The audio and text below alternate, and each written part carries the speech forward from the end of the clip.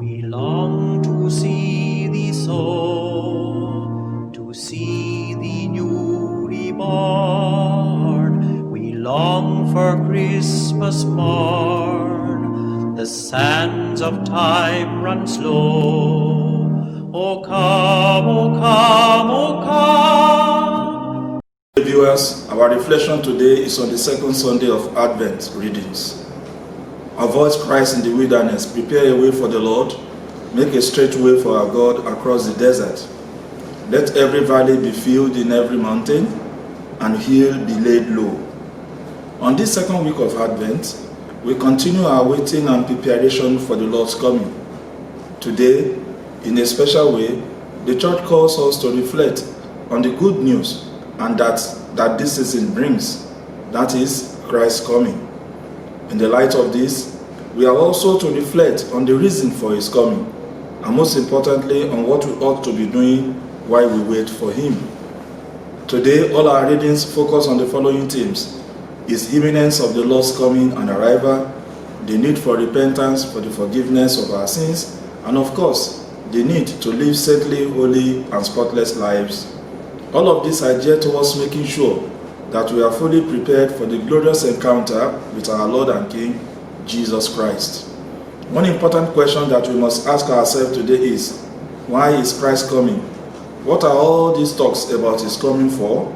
The answer is simple. He is coming because he loves us. He is coming in order to forgive, console, and to save us. And he is coming to make all things, including us, new. He is not just a busybody who has nothing to do at home or goes about gossiping or meddling in other people's affairs. No, he has a mission, and that mission is all about us and our world, as the prophet Isaiah gladly informs us today. In our first reading today, there is a paradigm shift in the prophetic and prayer pattern of Isaiah from lamentation and wish to optimism.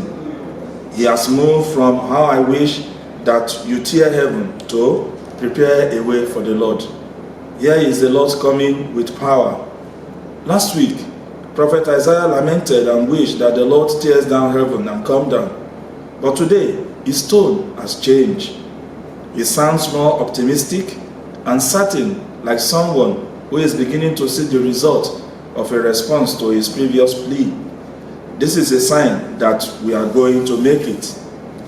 Like Isaiah, we too must make progress in our journey this Advent season. Isaiah's prophecy today is for all of us a great hope raiser that our salvation is close at hand as we continue to wait and prepare for the Lord's coming. However, it is not yet over, as the fulfillment of this hope still lies in the future, though not too far away from us. So rather than relaxing, we must heed his call. Prepare in the wilderness a way for the Lord. In the second reading, Peter assures us that Christ will certainly come. Once again, like the prophet Isaiah, he gives a boost to our hope. He encourages us not to lose hope in the prophetic promises about the coming of Christ, irrespective of our human reckoning of time, which is quite different from God's time. Today, Peter makes the very following important points. First, that what we conceive as a long period of time is nothing in God's time, as there is a difference between God's time and ours. This is the reason for the popular saying, God's time is the best time.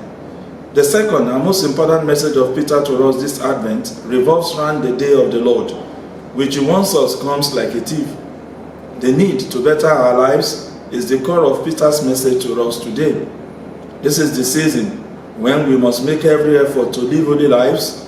A season we must ask for pardon from God for those times we have not got things right, and a season we must make every effort to reconcile ourselves with God and our neighbor. In the gospel reading of this Sunday, John the Baptist, like Isaiah, brings us the good news about the Lord's imminent coming. He makes an explicit call to us to repent for the forgiveness of our sins. What is there to repent from? They include those moments we have denied God through our words and action, those moments we have failed ourselves and our neighbors, those times we have neglected the good we ought to do, those times we have gossiped and castigated others, Those times we have not been true to ourselves, God, our neighbors, and our country, and those times we have failed to live saintly and holy lives. The Advent is a time to say, God, we are sorry. Forgive us, for we have sinned. This is a very important condition for us to welcome Christ worthily.